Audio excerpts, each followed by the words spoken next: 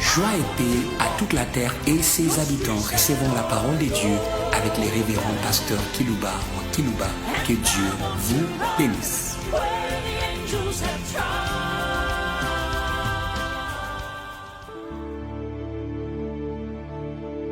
Nous voici fidèles au rendez-vous de l'Évangile en ligne en faveur de nos auditeurs qui nous suivent en ligne et par des radios périphériques.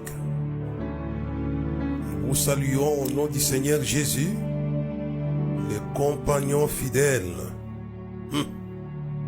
de ceux qui parlent de lui. De notre compagnon une fois de plus. Et nous les saluons par courtoisie, puisqu'il est avec nous dans sa fidélité. Et aujourd'hui, je vais vous entretenir sur un sujet intitulé Victoire sur l'esprit de la prison pour votre élévation. Jésus est sur le point de quitter la terre. Mais il allait être en face de cette réalité dont j'aimerais vous parler aujourd'hui. L'esprit de la prison mondiale. Quand Jésus disait le prince de ce monde vient, il n'a rien à moi, il savait qu'il venait pour emprisonner Jésus.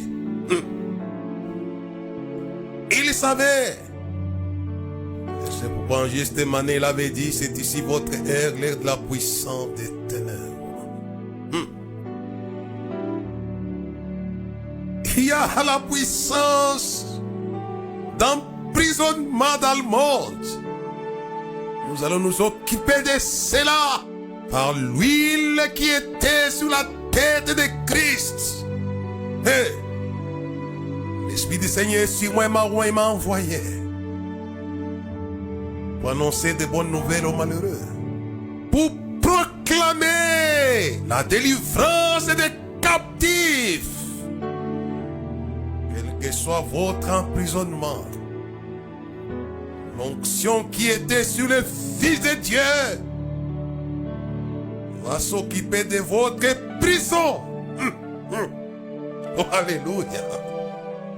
C'est pourquoi il disait, si le Fils vous a franchi, vous serez réellement libre. C'est le Rédempteur. J'aime bien la chanson qui dit, minuit chrétien, c'est l'heure solennelle où l'homme de Dieu descendit sur la terre. Déplacez-nous, chantant ta délivrance. Oh, alléluia. Il est venu délivrer les captifs et renvoyer libres les opprimés. Je demande au Christ qui est avec nous dans ses bureaux à Lubumbashi de vous envoyer libres. Sortez de vos prisons. Par le Christ sera sorti, autorisé du ciel. C'est vous sortir. Il va vous sortir. Il a les moyens. Il avait dit, si le Fils vous a franchi, vous serez réellement libre. Il est venu pour affronter l'esprit des prisons. Il est déjà ressuscité. Il annonce à une des églises d'Apocalypse en disant, le diable va jeter quelques-uns de vous en prison. C'est son travail qu'il aime. Puisqu'il ne veut pas votre élévation, j'y reviendrai. Il n'y a pas de victoire sur l'esprit de prison hors de Christ. Il a les moyens. Et si le diable s'est jeté, les membres de l'église en prison, Dieu a des anges pour sortir l'église de la prison. Alléluia. Pierre est jeté en prison par Hérode. Et l'église n'a cessé d'adresser des prières à Dieu. Si vous voulez avoir la victoire sur la prison du monde, je vous conseille d'être hommes et femmes de prière, Église de la terre. Victoire sur l'esprit de la prison. Ce n'est ni par la force, ni par la puissance, mais par mon Esprit Saint, dit le Seigneur. Quand l'ennemi viendrait comme un fleuve, mon esprit les met en fuite. Chassez l'esprit de prison. Chassez-les. Pentecôtistes de la terre, que faites-vous de la Pentecôte? Les pentecôtistes, Jésus, il avait dit, l'Esprit du Seigneur est sur moi. Il m'a oint pour régler les problèmes des captifs et des prisonniers. Oh, alléluia et alléluia. Et c'est Paul qui l'a dit. Là, il y a où l'Esprit du Seigneur, là, et la liberté. Alléluia. Je veux que l'Esprit descende dans vos pays pour votre liberté. Non pas provisoire, mais définitive. Là où il y a l'Esprit du Seigneur, là est la liberté. Our Lord, notre Seigneur, est le vainqueur de l'esprit de la prison mondiale. C'est une affirmation extraordinaire de l'apôtre Paul. Là où il y a l'Esprit du Seigneur, là est la liberté. Alléluia. Que faites-vous de l'Esprit du Seigneur qui est dans votre église, dans votre communauté, dans votre ministère? Que faites-vous de ça? Libérez les prisonniers avec ce que vous avez de la part du Seigneur. Alléluia. Je vois Jésus qui est chez Jean-Baptiste et son père fait descendre l'esprit comme une colombe sur sa tête. Dieu voyait, il voyait en lui envoyant l'esprit colombe qu'il allait délivrer les captifs. Et c'est ce qu'il proclame à Nazareth. Alléluia. Si son père lui avait envoyé la colombe pour libérer les captifs, mais lui-même, notre patron, le libérateur, il avait envoyé l'Esprit à Jérusalem dans la chambre haute. Recevez-les maintenant que je parle. Recevez-les dans votre chambre. Recevez-les pour libérer. Et Pierre avait libéré la ville de Jérusalem de la prison de la mort. Alléluia. C'est ça le réveil. L'Esprit était venu sous forme d'un vent impétueux, des flammes de feu sur les femmes et sur les hommes. Je demande au Seigneur de la terre, ne vous en faites pas. Ne gaspillez pas l'esprit que Dieu a envoyé sur vos têtes là. Il n'y a pas que des mèches. Sur vos têtes, il y a quelque chose de glorieux. Comme dans la chambre haute, il y avait sur les hommes, sur les femmes. L'esprit de la libération, c'est pourquoi j'ai dit aux femmes de la terre, aux filles de la terre, vous avez droit à ce travail noble et glorieux. Je vous enrôle aujourd'hui au travail de la libération. Nous sommes dans la guerre de la libération. Par l'Esprit qu'il a envoyé. Car là où il y a l'Esprit du Seigneur, là il y a la liberté. Alléluia. Alléluia. Que faites-vous avec l'Esprit du Seigneur? Ça m'étonne que les pentecôtistes passent le temps avec des petits rêves, avec des petites langues, ainsi de suite. Mais que faites-vous de l'Esprit du Seigneur sur vous? captifs. C'est la raison d'être l'Esprit du Seigneur sur la terre. Et aujourd'hui, moi et mon équipe d'Afrique du Sud et de la RDC, nous travaillons pour vous en vous annonçant ces choses. Et ça va libérer, alléluia. L'esprit de libération. L'esprit libérateur. Il est venu dans le monde. Viens, Esprit du Seigneur, viens. Nous t'attendons. Alléluia. Mais la joie dans nos cœurs. À l'Esprit, oh alléluia. Appelez l'Esprit du Seigneur. Viens. Il va venir. Et les chaînes de vos prisons tomberont, seront rompues.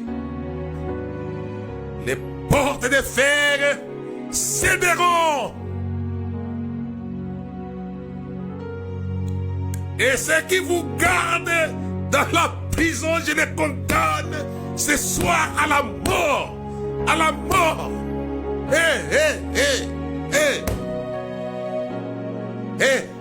Écoutez-moi, Dieu habitant de la terre. Je condamne au nom de l'Esprit du Seigneur Jésus à la mort. Ils sont condamnés à la mort pour vous avoir gardé dans la prison. Je ne parle pas pour vous amuser, mais ça s'est passé ainsi. Le prince de ce monde, il est venu là jeter Jésus en prison. Et son père dépêche un ange pour s'occuper de la prison de Jésus.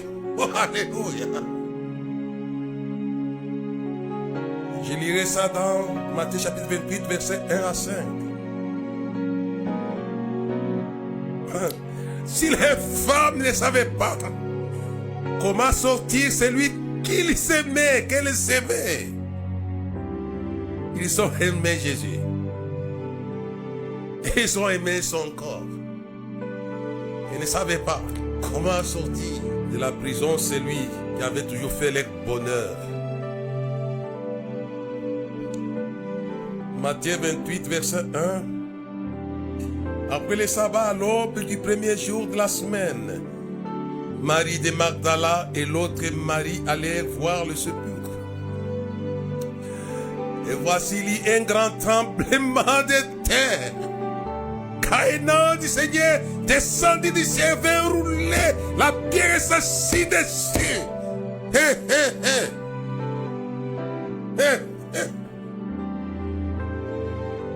Il roule la prison de Jésus.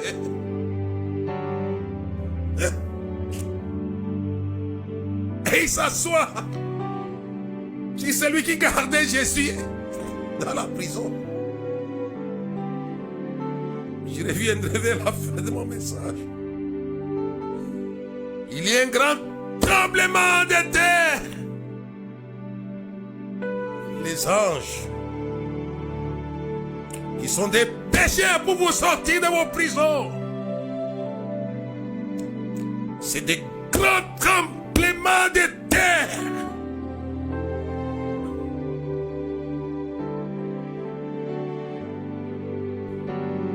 Et les démons qui vous gardent savent trembler devant ces anges.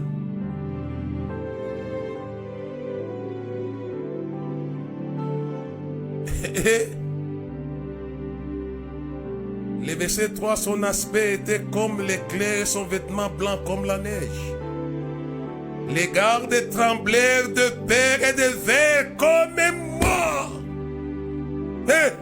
Moi je vous ai dit, on condamne à mort ce que vous mettez en prison. Les gardes de la prison de Jésus étaient devenus comme morts. Ils sont terribles. Mettez-les dans la mort. On continue la lecture, verset 5. Mais l'ange prit la parole et dit aux femmes, mais pour vous, ne craignez pas. Car je sais que vous cherchez Jésus qui a été crucifié. Il n'est point ici, dans la prison. Il y avait des anges, je crois, de Michael et Gabriel. Puisqu'on ne va pas tout lire. Il y avait un ange au chevet et l'autre au pied de la tombe. Ils ont dit, sors de la prison. Nous gardons momentanément la prison qui était. Toi, sors. Ils ont dit aux femmes, nous sommes là, mais il n'est plus ici. Nous gardons la prison et ceux qui l'ont jeté en prison, nous les gardons ici. Il n'est plus ici. J'y reviendrai. J'aimerais que vous sortiez de vos prisons. Satan, son travail, c'est de jeter en prison ce qui est utile. Tous ceux qui sont utiles seront jetés en prison. Puisque Joseph était utile, on l'a jeté en prison. Je lis. Il n'est point ici, il est ressuscité. Comme il avait dit. Venez, voyez les lieux où il était couché. C'était la victoire sur la prison mondiale de Jésus, la mort. Vous savez, Satan a toute forme de prison.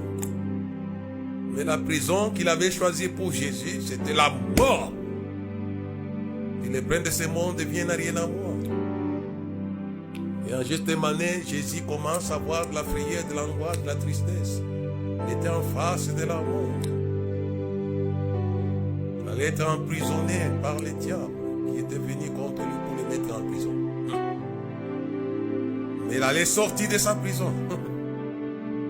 La Bible est claire. Quel envers nous qui croyons l'infinie grandeur de sa puissance se manifestant en vertu de sa force, il a déployé en Christ Jésus en le ressuscitant des morts. Alléluia. Et en le faisant asseoir.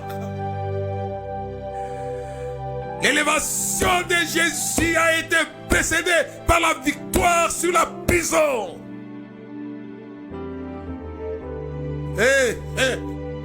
Il a délivré et il a placé dans les hauteurs éternelles. Qu'est-ce que c'est que les hauteurs de vos pays de la terre? Qu'est-ce que c'est que New York? Qu'est-ce que c'est que Johannesburg? Qu'est-ce que c'est que Londres? Qu'est-ce que c'est que ces hauteurs que vous avez sur la terre? Il s'est vous libérer de la prison pour vous donner l'élévation dans ces hauteurs de la terre, afin de faire le bien à ces hauteurs.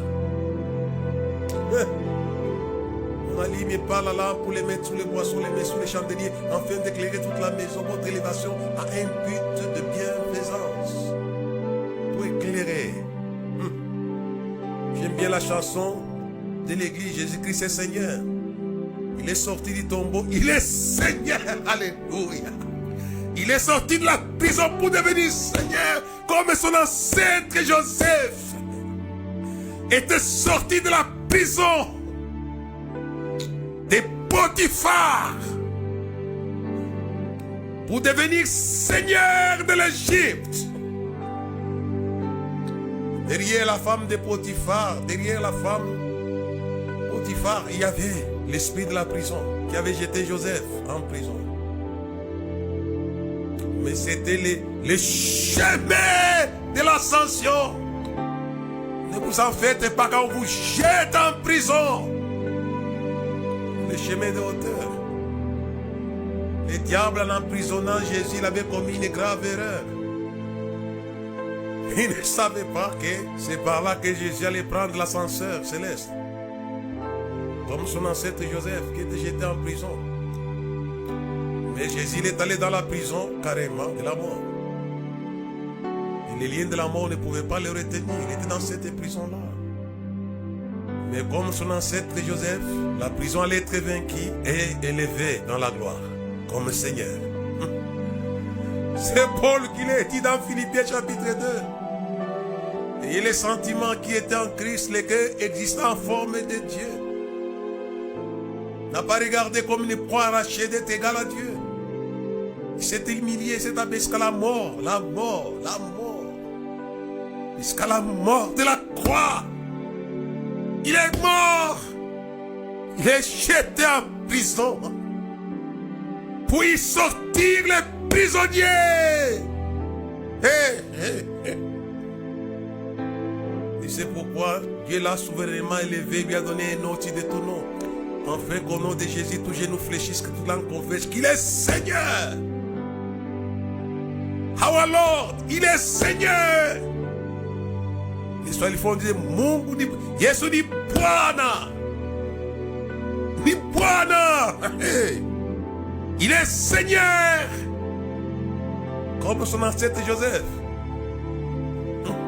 Laissez-moi vous dire que si vous ne combattez pas l'esprit de la prison, vous allez mourir avec vos visions de l'élévation que Dieu vous a donnée.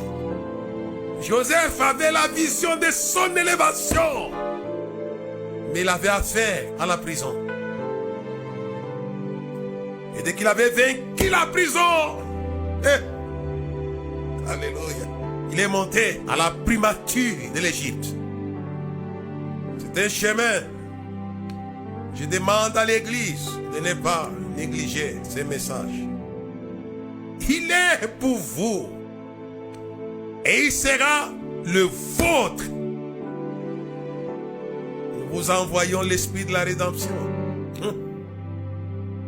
Christ est l'esprit de la rédemption par rapport à la prison de la terre.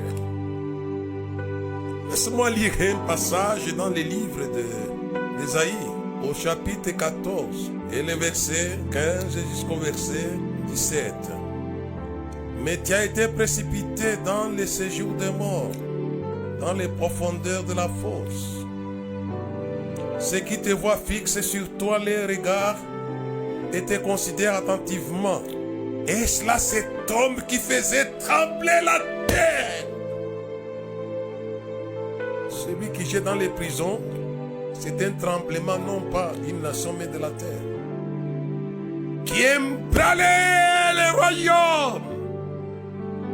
Tous les gouvernements du monde sont sous sa botte. Je continue. Qui réduisait le monde en désert, qui ravageait les villes.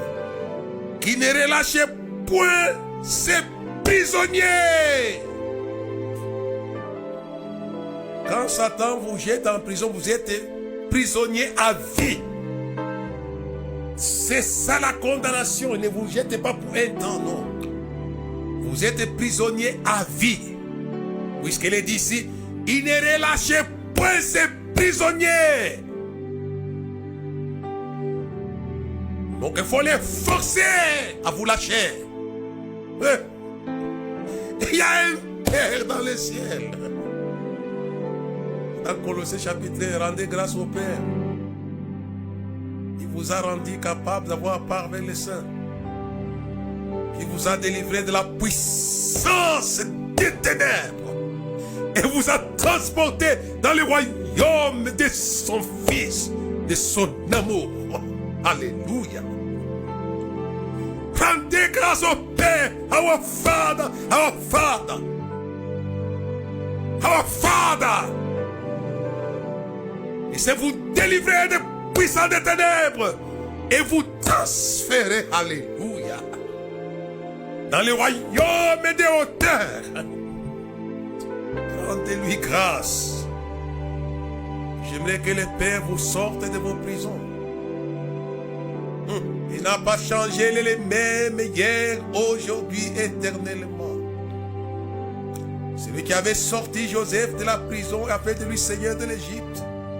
C'est le même qui avait fait sortir Jésus de la prison de la mort et a fait de lui le Seigneur du ciel et de la terre. Alléluia. Aujourd'hui, je ne vais pas que vous puissiez mourir avec vos visions d'élévation. Vivez votre élévation par la victoire sur l'esprit des prisons. Joseph a vécu cela, Jésus aussi. Celui qui condamne les gens à la prison les condamne à mort. Et Jésus a prévenu l'Église. Satan va jeter quelques-uns de vous en prison.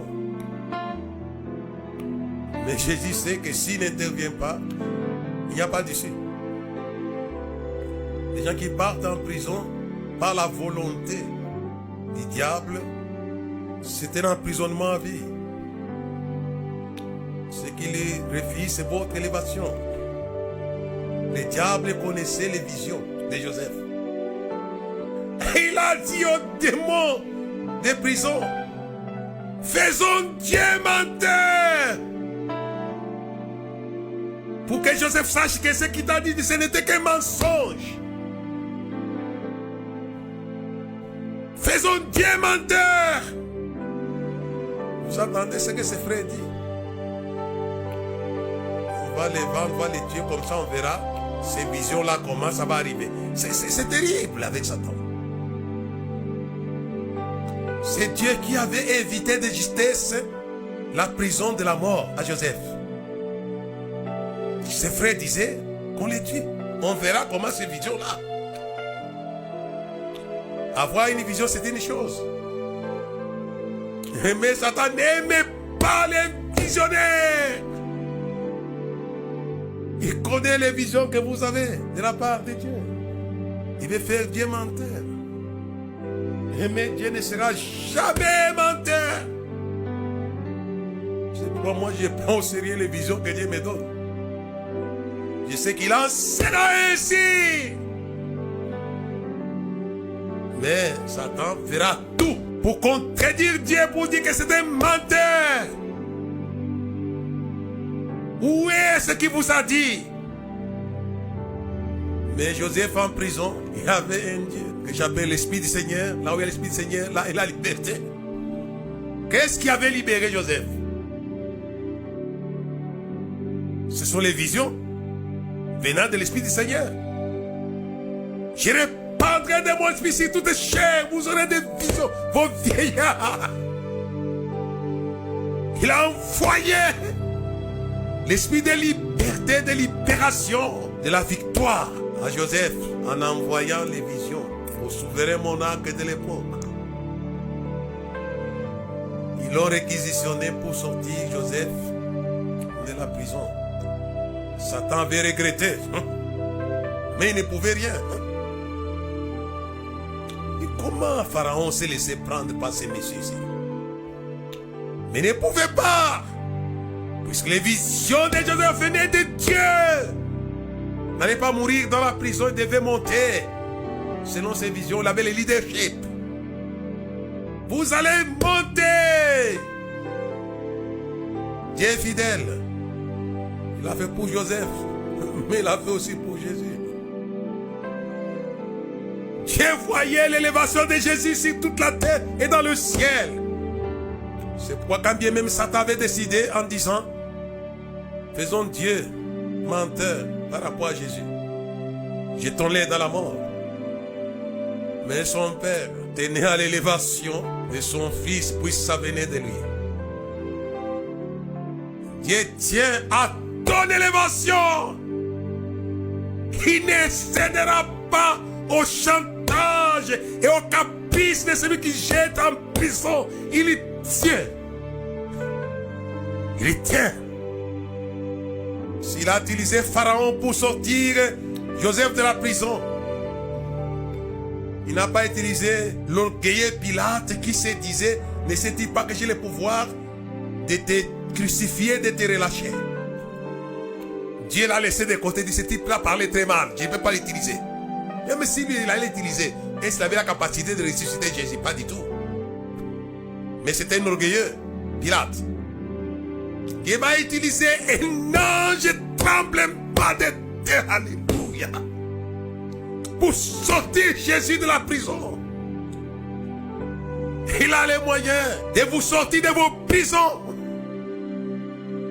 Il y a une prison qui est extrêmement dangereuse où était l'apôtre Paul. Il était libre, il avait le pouvoir Il y a les gens qui pouvaient avoir les pouvoirs. Vous pouvez être libre. Mais vous êtes dans une autre prison. Comme Paul. Lui qui j'étais en prison était dans la prison. Je l'ai jeté en prison, je l'ai forcé à blasphémer.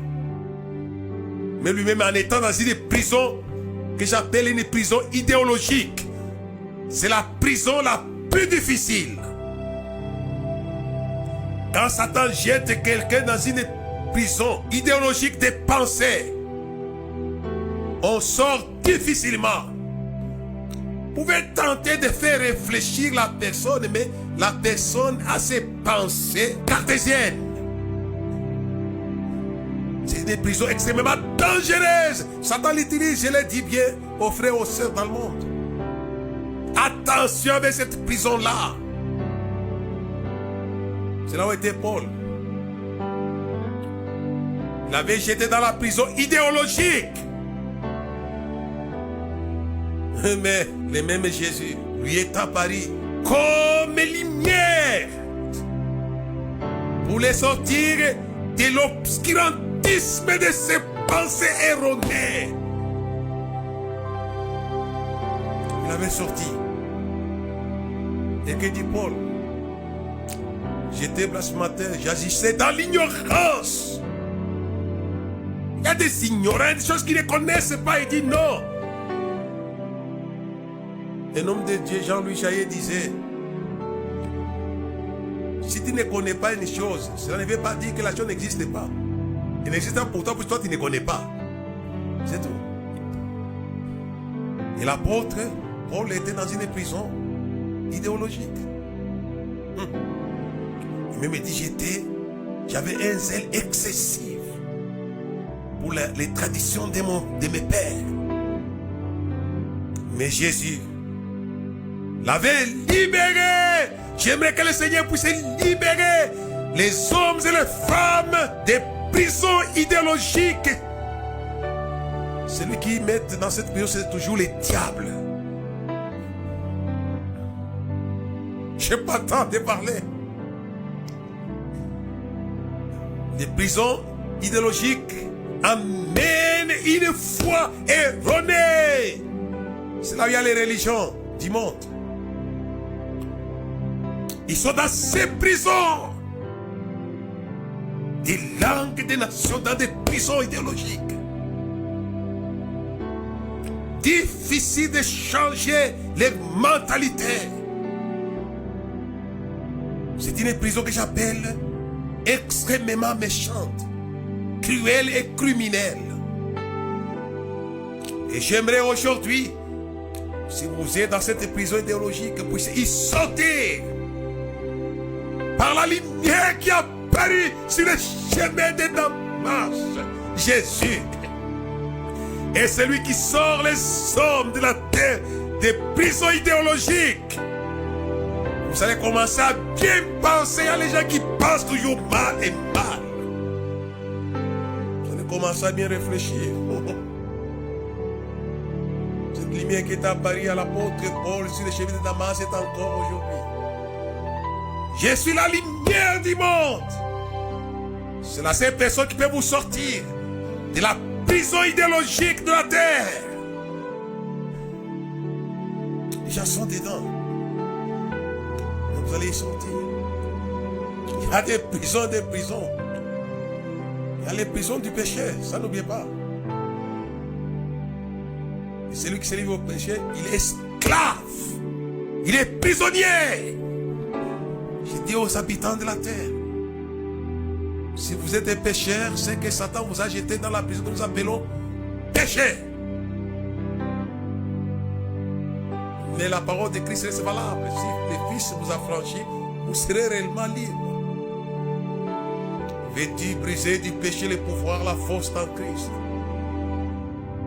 Il sait briser vos chaînes des péchés pour vous sortir, afin d'accéder à l'esprit de l'élévation.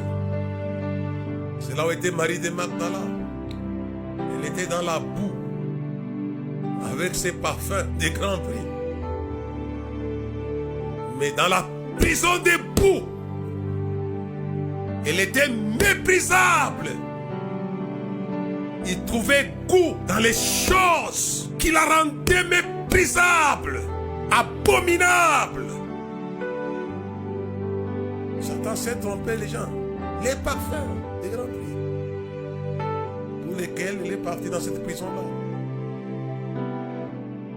Et quand Jésus vient libérer cette fille de cette prison du péché, celui qui n'avait pas la mission de libérateur, il dit, si cet homme était prophète, il connaîtrait de quelle espèce de femme est en train de la toucher. Elle est abominable, Marie de Magdala. Tout en ayant des parfums, vous savez, il y a les gens, vous savez, vous êtes abominable. Vous pouvez avoir une grosse maison, mais vous avez volé l'argent pour acheter cette maison-là. On en connaît dans ces pays ici. Vous êtes abominable. Pendant qu'on vous dit, c'est un patron au golf. Mais le C vous appelle, c'est un voleur. C'est un voleur.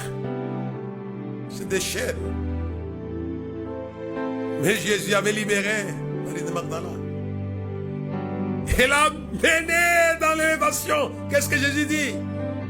Partout va arriver cet évangile dans le monde entier. On parlera bien de cette femme. Il a été élevé, délivré de la puissance du péché et transféré dans le royaume du Fils de son amour. Alléluia. J'aimerais que les sœurs et les frères du monde qui sont dans les péchés puissent être délivrés de la puissance du péché des ténèbres et transférés dans le royaume du Fils de son amour, un royaume très élevé.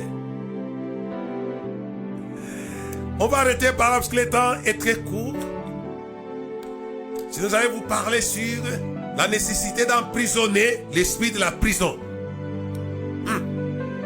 Ça, si vous voulez parler de ça, dans Apocalypse chapitre 20, Dieu vit descendre du ciel un ange qui avait une grosse échelle. Et il saisit les grands dragons et ses anciens. Il est mis en prison. Il est mis en prison pour 1000 ans. Emprisonné, c'est lui qui emprisonne. On n'a pas le temps, hein, on va terminer par là. Et quand il est sorti après 1000 ans, et dit dès qu'il est sorti de sa prison, c'est écrit dans Apocalypse chapitre 20. Il est allé aussi, ce type, il est têtu, casanier. Il va prendre à sa sorte la prison des 4 coins, Gog et Magog. Pour emprisonner quoi? Emprisonner la ville bien-aimée et les saints. Emprisonnez-moi ces gens. On n'a pas le temps de les lire. Et comme il était têtu, plus il t'entête, plus il t'attire les courroux de Dieu.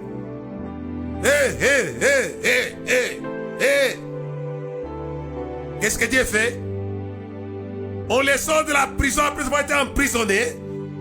Lui aussi décide, je vais emprisonner la ville bien-aimée et les camps des saints. Je les mets aussi en prison. Tu vas comprendre. Et qu'est-ce que Dieu dit? J'en ai marre. Michael ne les met plus dans la prison simple. Mettez-les dans les feux. Mettez-les dans la prison des feux. Il apprendra à ne pas emprisonner la ville bien-aimée, l'épouse de l'agneau. N'emprisonnez pas ce que Dieu aime, mais je vous interdis. Il se vengera, alléluia. Il se vengera comme il s'est vengé de Hérode. Il se vengera. Oh, non. Carrément, il en avait marre. Le diable prend Gog et Magog. Et c'était la prison des 4 coins de la terre. Et jette la ville bien-aimée. Et il jette les camps des saints. La Bible est claire. Apocalypse chapitre 20, je vais terminer par là. Le verset 7 comme verset 9. Quand les 1000 ans seront accomplis, Satan sera relâché de sa prison.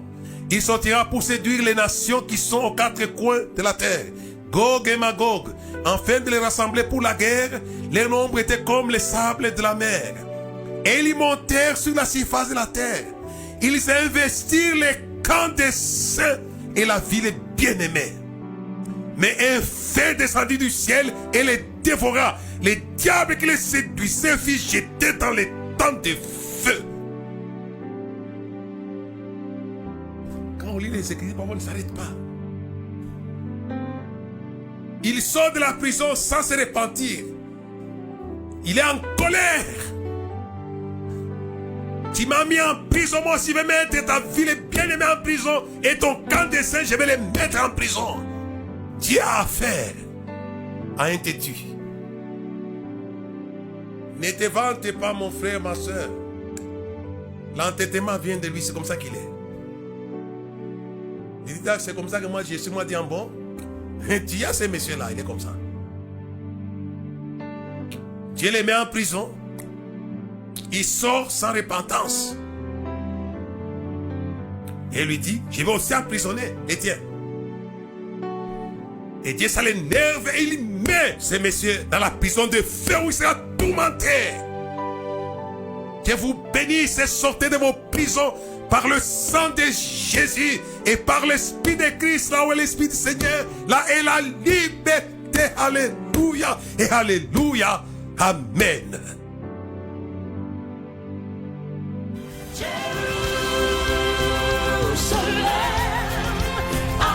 Merci de nous avoir suivis. Faisons une large diffusion de la foi dans le monde au travers de ces enseignements.